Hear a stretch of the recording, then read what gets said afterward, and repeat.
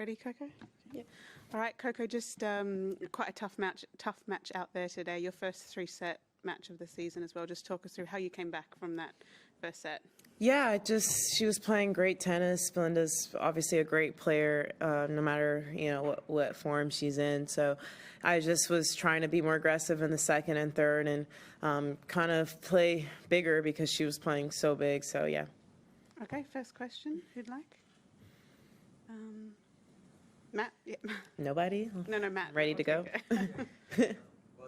Thanks. Do you watch tapes of your matches after, and like what are you seeing when you're watching yourself now versus when you would watch yourself like last summer, what you're doing to opponents? Yeah, sometimes I watch, and I wouldn't say it's something I do regularly. I definitely don't ever watch like a full match. I'll maybe watch clips, or like highlights sometimes.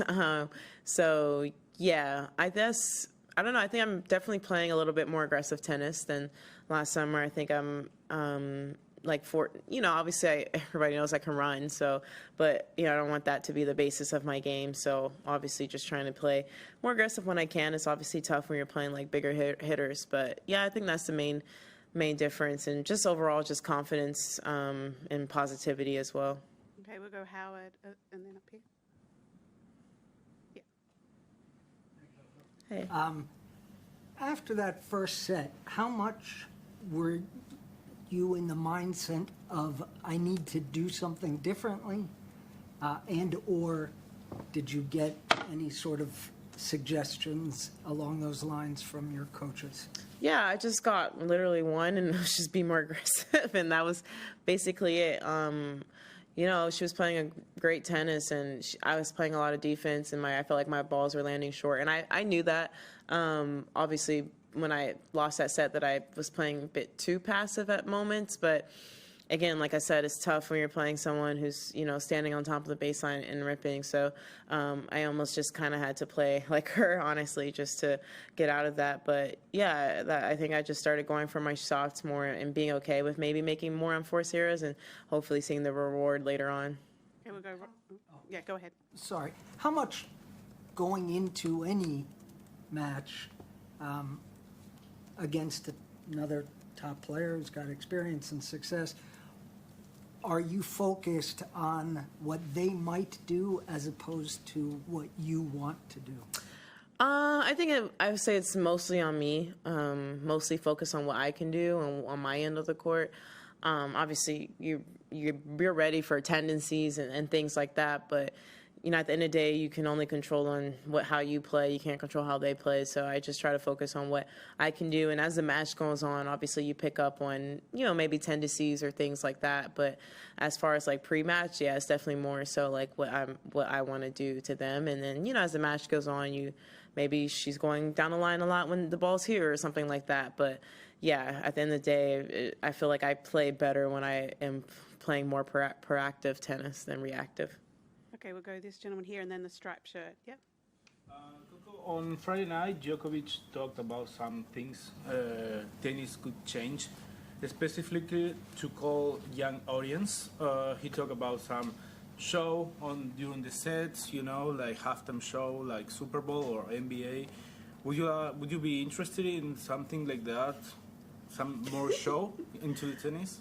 I mean, it's only a minute on the changeover, so I don't really.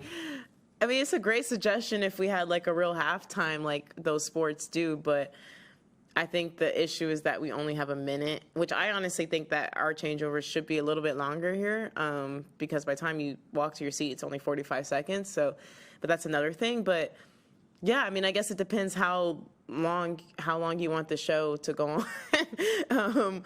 Yeah, I don't think it'll be as much as like an NFL where it's like an actual 15-minute halftime. That would be maybe too long, but I mean, I'm open. I think the sport can be fun and there's things that could happen, but it'd be tough with them only like a minute and a half to make something like crazy happen. But they should maybe hire some street performers on the street. They do a little quick 90-second routine or something like that. I don't know, but yeah, that's definitely an interesting thought. I was not expecting that from Novak. I didn't see it. Okay, in the striped shirt and then over here. Yep. when you come off a challenging match like today, like we know the sort of physical recovery process you go through, but what's the emotional recovery process given you've got to back up in 48 hours? I mean, honestly, like 2 out of 3, like at this stage of my career is not that like physically hard for me. Yeah, the off season I just put in so much work physically, so I'm not worried at all about recovering emotionally or mentally. I mean, honestly, United Cup was a little bit more exhausting because of the fact that I finished at 1 a.m. one night, and then I had to fly like across the countries and play. So that was more of the mental, emotional test. Honestly, I feel like after playing that whole United Cup, I feel like I feel pretty invincible from that. So yeah, I definitely feel like regardless in my next match, I don't think emotionally or physically that will take a toll. Okay, we'll go over here, and then Howard. Sorry. TikTok, can you explain your message on the camera there?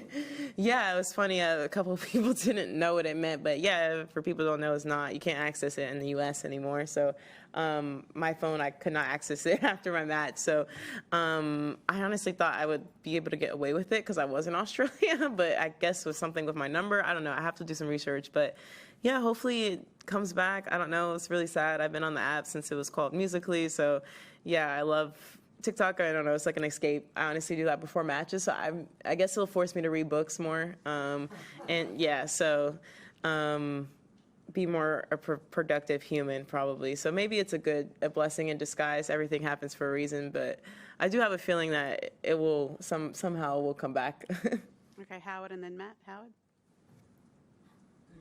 Message for the youth of our world about books. The more, I guess, sort of generally related to that,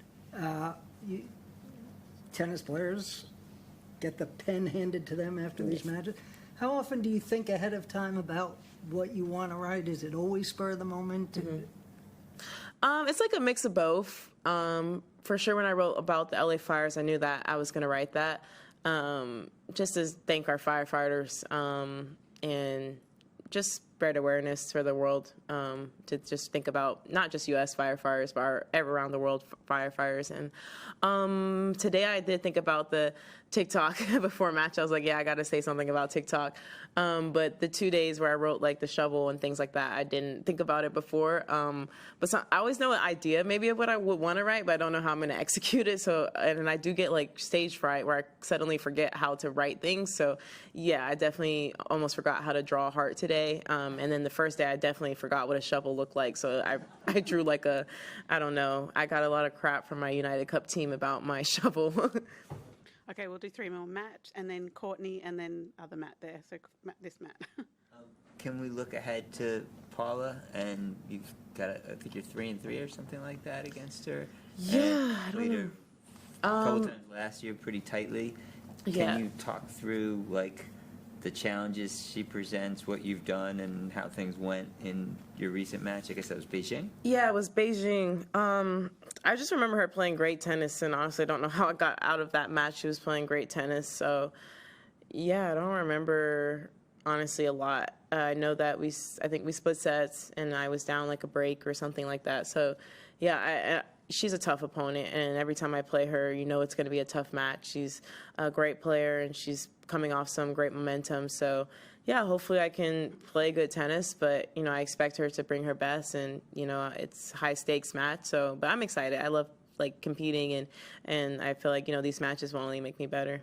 What makes her tough? Just her physicality. She can obviously serve well, great on both wings of the court. So yeah, I think just her physicality, and you know, she's a great mover and she can play aggressive. So yeah, I think just she's an all-around player, complete player. Okay, 2 more. Courtney, and then Matt Roberts. Courtney.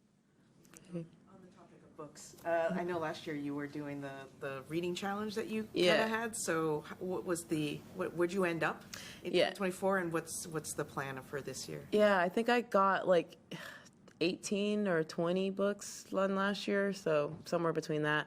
This year I set the goal because my boyfriend and I, we set it on the year, so the goal is 25. I'm pretty confident I'm not going to get there, but, shoot for the sky and, hopefully you miss. So if I get like around the same amount, if I can get to 20, that would be good. I'm off to a bad start because I haven't read a single page yet this year because of TikTok. So like I said, I think it'll force me to read books. So yeah. Any standouts from last year?